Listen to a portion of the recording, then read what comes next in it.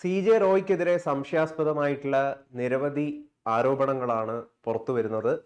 അതിലേറ്റവും പ്രധാനപ്പെട്ടുള്ളൊരു സംഗതി എന്ന് പറയുന്നത് ക്രിസ്റ്റൽ ഗ്രൂപ്പിൽ വർക്ക് ചെയ്യവേ അതിൻ്റെ ഉടമസ്ഥനെ ഇല്ലാതാക്കിക്കൊണ്ട് കൃഷ്ണൻ നമ്പൂതിരിയെ വകവരുത്തിക്കൊണ്ടാണ് CJ റോയ് തൻ്റെ സാമ്രാജ്യം കെട്ടിപ്പടുക്കിയത് തുടങ്ങിയ കാര്യങ്ങളാണ്. എത്രമാത്രം വിശ്വാസയോഗ്യമായിട്ട് നമുക്കിതിനെ പരിഗണിക്കാൻ വേണ്ടിയിട്ട് സാധിക്കും? യഥാർത്ഥത്തിൽ ക്രിസ്റ്റൽ ഗ്രൂപ്പിൽ വർക്ക് ചെയ്യുമ്പോൾ അദ്ദേഹം എത്തരത്തിലുള്ള ഏത് രീതിയിലുള്ള തിരിമറികളൊക്കെയാണ് നടത്തിയിരിക്കുന്നത്? എങ്ങനെയാണ് അങ്ങ് വിലയിരുത്തുന്നത്? ഈ കഴിഞ്ഞ ദിവസം ദുരൂഹമായ സാഹചര്യത്തിൽ മരണപ്പെട്ട അല്ലെങ്കിൽ ആത്മഹത്യ ചെയ്ത confident group chairman CJ Roy, മാധ്യമങ്ങളൊക്കെ പറയുന്നത് അദ്ദേഹം ഹ്യൂലറ്റ് പാക്കാർഡ് HP എന്ന കമ്പനിയിൽ ആദ്യം ജോലി ചെയ്തു, പിന്നീട് അദ്ദേഹം 2005 കോൺഫിഡന്റ് ഗ്രൂപ്പ് തുടങ്ങിയെന്നാണ്. പക്ഷേ വാസ്തവം അതല്ല എന്നാണ് ഇപ്പോൾ പുറത്തു വരുന്ന വാർത്തകൾ പലതും സൂചിപ്പിക്കുന്നത്.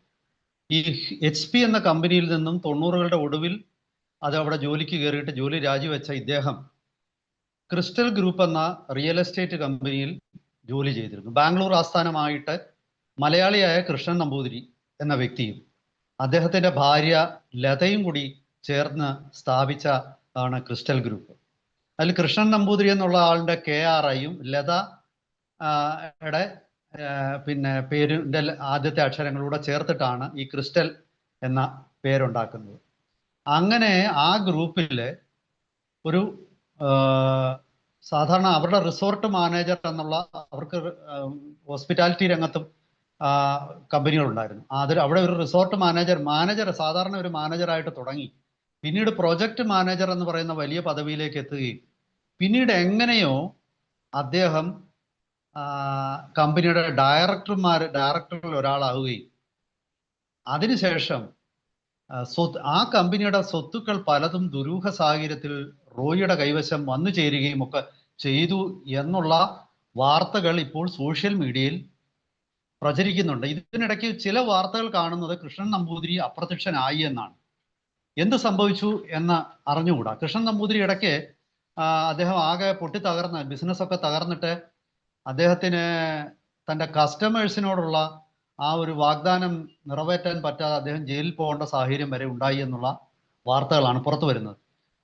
ഒരു വ്യവസായിയായ സുരേഷ് ബാലകൃഷ്ണൻ എന്നൊരാളാണ് അതീവ ഗുരുതരമായ ആരോപണങ്ങൾ, ഫേസ്ബുക്കിൽ ഒരു 11,000-ത്തിലധികം ഫോളോവേഴ്സ് ഉള്ള ഒരു വ്യക്തിയാണ്. അദ്ദേഹമാണ് ഇത്തരം ഒരു ആരോപണം കൃത്യമായ പേര് വെച്ച് എല്ലാം ഫേസ്ബുക്കിൽ ഉന്നയിച്ചിരിക്കുന്നത്. അപ്പോൾ അതുകൊണ്ടാണ് ഞാനത് ഗൗരവമായിട്ട് എടുത്തത്. കാരണം ഒരു വ്യക്തി തൻ്റെ പിന്നെ കോൺഫിഡന്റ് ഗ്രൂപ്പ് ചെയർമാൻ്റെ വ്യക്തിപരമായിട്ട് പേരെടുത്ത് പറഞ്ഞ് ചില വിമർശനങ്ങളും അല്ലെ ആക്ഷേപങ്ങളും ഉന്നയിക്കുകയും അതിൽ ചിലർക്ക് പിന്നെ മറ്റു ചില ആൾക്കാർക്ക് ഇദ്ദേഹം കാരണം വലിയ നഷ്ടങ്ങൾ ഉണ്ടായിരുന്നു, അവരുടെ സമ്പത്തൊക്കെ തന്നെ ഇദ്ദേഹത്തിൻ്റെ കൈവശം ദുരൂഹ സാഹചര്യത്തിൽ വന്നു ചേർന്നു എന്നൊക്കെയുള്ള ആരോപണങ്ങൾ ഉന്നയിക്കുമ്പോൾ തീർച്ചയായിട്ടും അത് സമൂഹത്തെയും കൂടെ ബാധിക്കുന്ന ഒരു വിഷയമാണ്. ഒരു വ്യക്തിയുടെ കേവലം ഇമേജ് മാത്രമല്ല അതിൽ. കാരണം ഇവരൊക്കെ തന്നെ സമൂഹത്തിൻ്റെ കയ്യിൽ നിന്ന്, ഈ പലപ്പോഴും കസ്റ്റമേഴ്സിൻ്റെ കയ്യിൽ നിന്നും കോടിക്കണക്കിന് രൂപ വാങ്ങിച്ചിട്ടാണ്, ബുക്ക് ചെയ്തിട്ടാണ് ഈ ഫ്ലാറ്റുകളൊക്കെ നിർമ്മിക്കുന്നത്. അപ്പോൾ പലപ്പോഴും അത് കൊടുക്കാൻ പറ്റുന്നില്ലെങ്കിൽ അത് തീർച്ചയായിട്ടും അതൊരു സാമൂഹിക വിഷയമാണ്, വെറും ഒരു വ്യക്തിയുടെ വിഷയമല്ല. അങ്ങനെ അതൊരു പേഴ്സണൽ നമ്മൾ ഒരാളെ ചെളിവാരി എറിയുകയൊന്നുമല്ല, ഒരു സാമൂഹ്യ വിഷയം അതിൽ ഒളിഞ്ഞു കിടപ്പുണ്ട്. അതുകൊണ്ടാണ് ഞാൻ പറഞ്ഞത്. അതുപോലെ തന്നെ ഈ പല ആൾക്കാരും ഇപ്പം മലയാള മാധ്യമങ്ങളൊന്നും പറയുന്നത് പോലെ റോയ്ക്കെതിരെ ആരോപണങ്ങളൊന്നും ഉണ്ടാകാതൊന്നും ഇരുന്നിട്ടില്ല. നിങ്ങൾ CJ റോയിയുടെ പേര് കോൺഫിഡന്റ് ഗ്രൂപ്പ് ഫ്രോഡ് എന്ന് നിങ്ങൾ അടിച്ചു നോക്കിയാൽ, ഗൂഗിളിൽ അടിച്ചു നോക്കിയാൽ ഒരുപാട് ആരോപണങ്ങൾ നിങ്ങൾക്ക് കാണാം. അതായത് ഞാൻ പിന്നെ ഈ mouthshut.com എന്ന് പറഞ്ഞ ഈ റിയൽ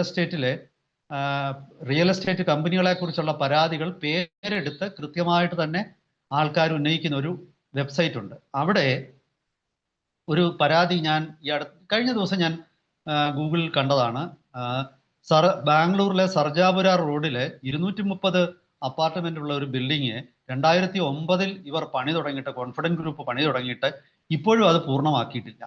മാത്രവുമല്ല ഒരുപാട് ആൾക്കാരെ സംബന്ധിച്ചിടത്തോളം അവർക്ക് വലിയ ബുദ്ധിമുട്ടുകൾ, പൈസ കൊടുത്ത പലർക്കും ശരിയായ രീതിയിലുള്ള ഫ്ലാറ്റുകൾ കിട്ടിയിട്ടില്ല.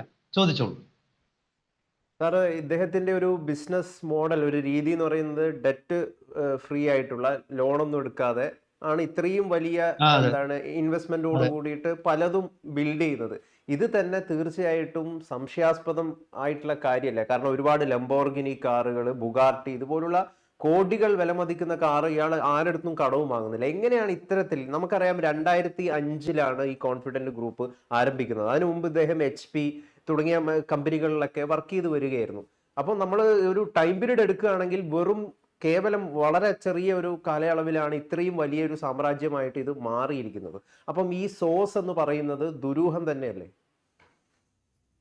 20 വർഷം കൊണ്ട് ഒരു വ്യക്തി 10,000 കോടി 8,000 കോടി എന്ന് പറയുന്നു, 10,000 കോടി എന്ന് പറയുന്നു.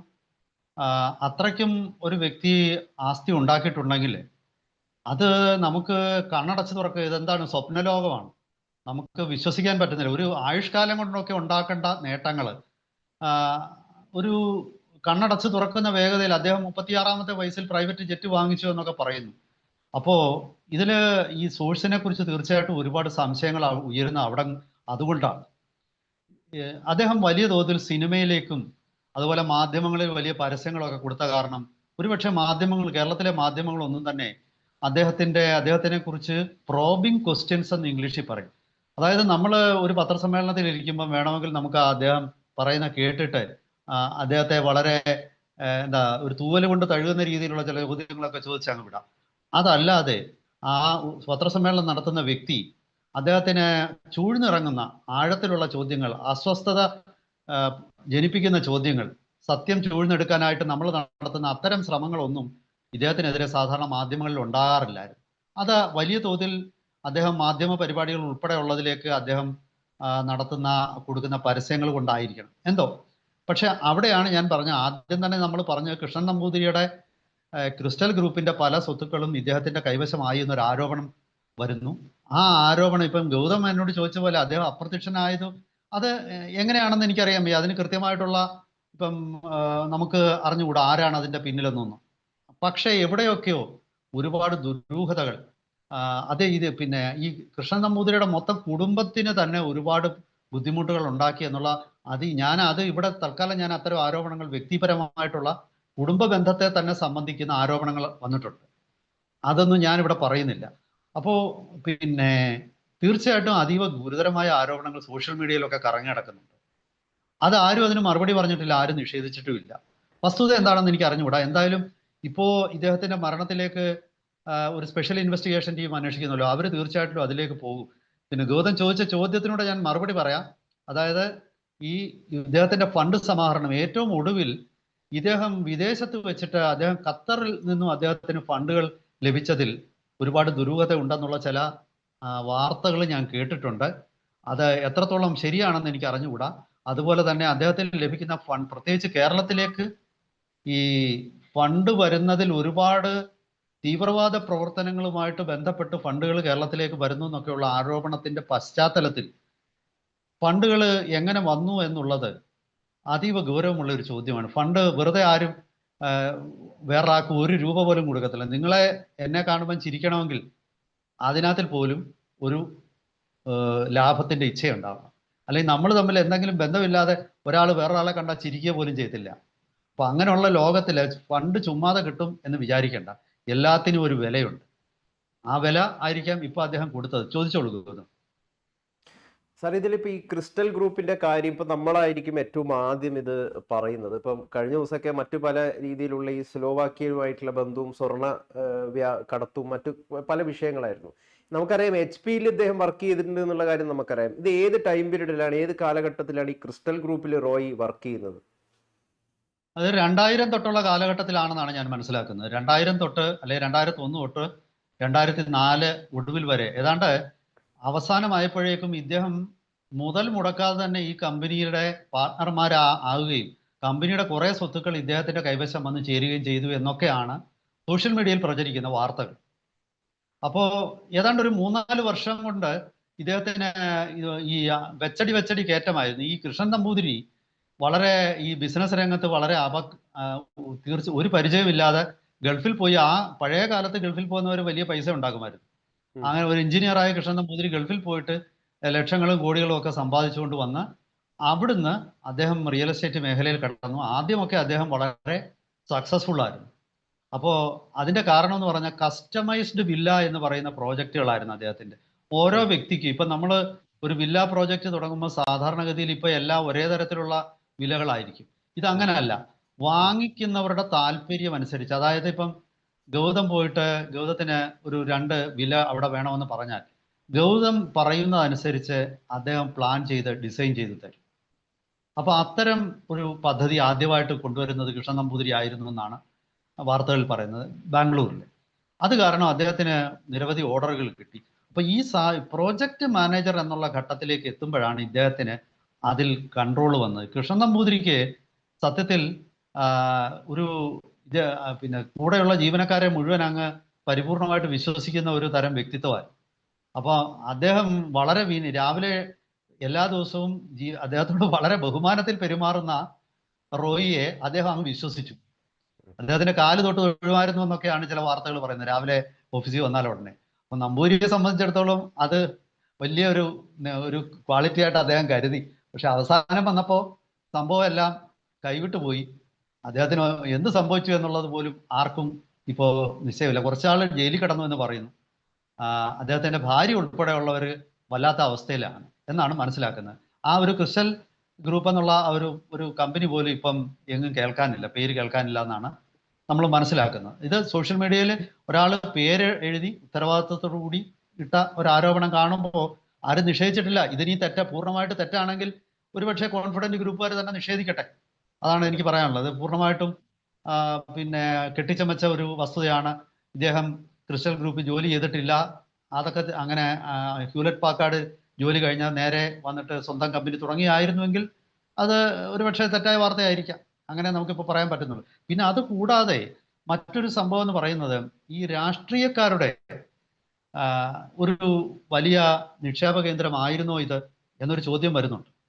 കാരണം ഈ നമ്മൾ ഏതൊരു പ്രോജക്റ്റ്, ഇപ്പം നിങ്ങൾ ആ ടാറ്റ ഗ്രൂപ്പ് എടുക്കുക, അംബാനിയോ അദാനിയോ എടുക്കുക, അവർക്കൊക്കെ കോടികളുടെ ബാങ്ക് ലോണുകളാണ്. ക്യാപിറ്റൽ റേസ് ചെയ്യുന്ന ഇപ്പൊ ഇദ്ദേഹം പറയുന്നത് ഞാൻ ബാങ്ക് ലോൺ എടുക്കില്ല, ഞാൻ പിന്നെ പ്രൈവറ്റ് ഇക്വിറ്റി ഇല്ല, പിന്നെ പ്രൈവറ്റ് ക്യാപിറ്റൽ പ്രൈവറ്റ് പ്ലേസ്മെന്റുകളില്ല. പിന്നെ എങ്ങനെയാണ് ഈ പൈസ വരുന്നത്? ഇദ്ദേഹത്തിന്റെ കുടുംബപരമായിട്ടുള്ള സ്വത്തിൽ നിന്നാണോ ഇദ്ദേഹം തുടങ്ങിയത്? ഒരു നിമിഷം ഞാൻ ഇതൊന്ന് തീർത്തോളൂ.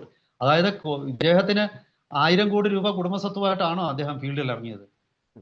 അപ്പൊ അത് നമുക്ക് സാമാന്യേന നമുക്ക് വിശ്വസിക്കാൻ പറ്റാത്ത ഒരുപാട് ചോദ്യങ്ങളൊക്കെ ഇതിലുണ്ട്. ചോദിച്ചോളൂ ഗൗതം. വളരെ കോൺഫിഡൻറ്റോട് കൂടിയിട്ട് മാധ്യമങ്ങൾക്ക് അഭിമുഖമൊക്കെ കൊടുക്കുന്ന ആളുകൾക്ക് വളരെ മോട്ടിവേഷൻ ഒക്കെ നൽകുന്ന ഒരാളാണ് ഈ CJ റോയ് എന്ന് പറയുന്നത്. കഴിഞ്ഞ ദിവസവും അദ്ദേഹത്തിന്റെ പല ഇന്റർവ്യൂകളൊക്കെ, നേരത്തെ നടത്തിയ ഇന്റർവ്യൂകളൊക്കെ ഇപ്പോൾ ഇങ്ങനെ വീണ്ടും അത് വൈറലാവുന്നുണ്ട്. അപ്പൊ അതിൽ അദ്ദേഹം പറയുന്ന ഒരു കാര്യമുണ്ട്. ഞാനിപ്പോൾ ഒരു വിമാനത്തിൽ സഞ്ചരിക്കുമ്പോൾ ക്യാപ്റ്റൻ പറയുന്നത് ഈ വിമാനം ക്രാഷ് ചെയ്യാൻ വേണ്ടി പോവാണ്, അങ്ങനെ ഒരു ഘട്ടം വന്നു കഴിഞ്ഞാൽ ഞാൻ സന്തോഷിക്കുകയാണ് ചെയ്യുക, ഞാൻ ദപ്പാങ്കൂത്ത് കളിക്കും എന്നൊക്കെയാണ് ഈ കോൺഫിഡന്റ് റോയ് പറയുന്നത്. അങ്ങനെയൊക്കെ പറയുന്ന ഒരാള് ഇത്തരത്തിലൊരു ഈ ഒരു സ്വാഭാവികമാണ് ഒരു റിയൽ എസ്റ്റേറ്റ് ഗ്രൂപ്പിന് ഇൻകം ടാക്സിന്റെ ഒരു റെയ്ഡ് വരിക എന്ന് പറയുന്നത്. അതിൽ പേടിച്ചിട്ട് ഇങ്ങനെ സ്വയം ഹത്യ ചെയ്യാന്ന് പറഞ്ഞാൽ ഇദ്ദേഹത്തിന് തീർച്ചയായിട്ടും എന്തോ മറയ്ക്കാനുണ്ട് എന്ന് തന്നെയല്ലേ നമുക്ക് മനസ്സിലാക്കാൻ സാധിക്കുക. അല്ല, അദ്ദേഹത്തിന് പിന്നെ IT ഡിപ്പാർട്ട്മെന്റ് ആവശ്യപ്പെട്ട ഡോക്യുമെന്റ്സ് കൊടുക്കാൻ അദ്ദേഹത്തിന് കഴിഞ്ഞില്ല എന്നുള്ളത് അത് അതീവ ഗൗരവമായിട്ടുള്ള വിഷയം തന്നെയാണ്. പിന്നെ മാത്രവുമല്ല, ഇപ്പം മാധ്യമങ്ങൾക്കുടെ മുന്നിലൊക്കെ നമ്മൾ അദ്ദേഹം ഇപ്പം ഇതുപോലുള്ള ഒരുപാട് അവകാശവാദങ്ങളൊക്കെ നിരത്തും. അതൊന്നും ഒരു കാര്യമായിട്ട് ഞാൻ എടുക്കുന്നില്ല. കാരണം ഒരുപാട് ആൾക്കാരും അത് അവരുടെ ഒരു ഇമേജ് ബിൽഡിങ്ങിന്റെ ഭാഗമാണ്. ഈ വലിയ ബ്രാൻഡ് ബിൽഡിംഗ് നടത്തിയ ഒരു കമ്പനിയാണ് ഈ കോൺഫിഡന്റ് ഗ്രൂപ്പ്. കാരണം ആ ബ്രാൻഡും ആണ് കമ്പനിയുടെ വിശ്വാസ്യത. അപ്പൊ നമ്മള് പിന്നെ നിങ്ങൾക്കറിയാമല്ലോ, ഇപ്പൊ കേരളത്തിൽ നമ്മുടെ ഇദ്ദേഹം ഉണ്ടല്ലോ, എന്തോ ചെമ്മണ്ണൂർ, എന്തോ പുള്ളിയുടെ എന്താണ്, ബോബി ചെമ്മണ്ണൂര് എന്തെല്ലാം അഭ്യാസങ്ങൾ കാണിക്കും. ബോബി ചെമ്മണ്ണൂര് പിന്നെ ചില ഡാൻസുകളും അതും ഇതൊക്കെ കാണിച്ച് എന്തെല്ലാം കാണിക്കും. അപ്പൊ ബോബി ചെമ്മണ്ണൂരിന്റെ അവസാനം കാര്യങ്ങൾ വെളി വന്നപ്പോൾ ഒരുപാട് പ്രോജക്റ്റുകളിലും പുള്ളിയുടെ ആകാശത്തൊന്നുണ്ടാക്കും, പലരും അദ്ദേഹത്തിനെതിരെ പരാതികൾ കൊണ്ടുവന്നു. ഇതൊക്കെ എന്ന് പറഞ്ഞാൽ ബ്രാൻഡ് ബിൽഡിങ്ങിന്റെ ഭാഗമായി. ഇത് ഓണറിൽ വിശ്വാസം ഉണ്ടാക്കിയാൽ മാത്രമേ ഇതിലേക്ക് പല ആൾക്കാരുടെയും പണം എത്തൂ. അപ്പൊ പണ്ട് ഏതോ ഒരു സിനിമയിലുണ്ട്, ഗോപുരം ചിട്ടി ഫണ്ട് എന്ന് പറയുന്ന നടത്തുന്ന, അതിൽ അഭിനയിച്ച എന്തോ ഒരു സിനിമയിലാണ്, ഞാൻ ആ റോള് ഇപ്പോഴും ഓർക്കുന്നുണ്ട്. അപ്പൊ അതിലേക്ക് രാഷ്ട്രീയക്കാർ കൊണ്ട് പണം ഇടാൻ വേണ്ടിയിട്ട് ആ ചിട്ടി ഫണ്ടിന്റെ ഉടമസ്ഥൻ കാണിക്കുന്ന ചില നമ്പറുകളൊക്കെ. അപ്പൊ അത് സ്വാഭാവികമാണ്. നമുക്ക് നിക്ഷേപകൻ ആരെങ്കിലും പൈസ കൊടുക്കാതെ, എവിടുന്നെങ്കിലും മൂലധനം കിട്ടാതെ ഒരു പ്രോജക്റ്റ് ലോകത്തിൽ ആരും നടപ്പാക്കുന്നതായിട്ട് എനിക്ക് തോന്നാറില്ല. അപ്പൊ അതിൽ നിന്നൊക്കെ വ്യത്യസ്തമായി മോഡലെങ്കിൽ ആ മോഡൽ എന്താണെന്ന് ലോകം അറിയണം. ഇദ്ദേഹം തുടങ്ങിയപ്പോഴുള്ള ഇനിഷ്യൽ ക്യാപിറ്റലൊക്കെ ആരാണ് കൊടുത്തത്? അദ്ദേഹത്തിന്റെ കുടുംബപരമായ സ്വത്ത് ഇത്ര വലിയ സ്വത്ത് ഇല്ലായിരുന്നു എന്നാണ് ഞാൻ മനസ്സിലാക്കുന്നത്. കൃത്യവും വിശദവുമായ അന്വേഷണം വെളിയിൽ വന്നാൽ സ്വാഭാവികമായിട്ടും അദ്ദേഹം തുടങ്ങിയ കാലത്തെ മൂലധനം തൊട്ട് ഇപ്പോഴത്തെ അദ്ദേഹത്തിന്റെ മൂലധനം വരെ നോക്കുമ്പോൾ പ്രോജക്റ്റുകൾക്ക് അദ്ദേഹം എവിടുന്നാണ് പൈസ കണ്ടെത്തിയത്, അതിനെക്കുറിച്ച് കൃത്യമായ രേഖകൾ ഇൻകം ടാക്സ് ഡിപ്പാർട്ട്മെന്റ് കൊടുത്തിട്ടുണ്ടോ, അതൊക്കെ പരിശോധിച്ച് വരുമ്പോൾ സ്വാഭാവികമായിട്ടും സത്യം വെളി വരും. അദ്ദേഹം തീർത്തും സത്യസന്ധനാണെങ്കിൽ എനിക്ക് പിന്നെ അദ്ദേഹത്തിനെ കുറിച്ചുള്ള അപവാദങ്ങൾ അതോടുകൂടി മാറിക്കിട്ടും. അതല്ല തെറ്റ് ചെയ്തിട്ടുണ്ടെങ്കിൽ അദ്ദേഹത്തിനെ കുറിച്ചുള്ള സത്യം ലോകം അറിയുകയും ബാക്കി ഭാവിയിലും ഇതുപോലെയൊക്കെ ഈ രംഗത്തേക്ക് വരുന്ന എല്ലാ ബിസിനസ്സുകാർക്കും അതൊരു പാഠമായിരിക്കുകയും ചെയ്യും. എന്തായാലും സത്യം ഏവ ജയതേ എന്നുള്ളതാണല്ലോ നമ്മുടെ ഒരു മുദ്രാവാക്യം. നമ്മുടെ ഭരണഘടനയിൽ തന്നെ ഉണ്ടത്. അപ്പൊ സത്യം ജയിക്കട്ടെ എന്ന് മാത്രമേ എനിക്ക് പറയാനുള്ളൂ. നമ്മുടെ സമയപരിമിതി പോലെ ഞാൻ നിർത്തുകയാണ്. ഇതാണ് എനിക്ക് തോന്നുന്നത്. ഇതിനകത്തിൽ എന്തായാലും അന്വേഷണ ഏജൻസികൾ സത്യം കണ്ടുപിടിക്കട്ടെ.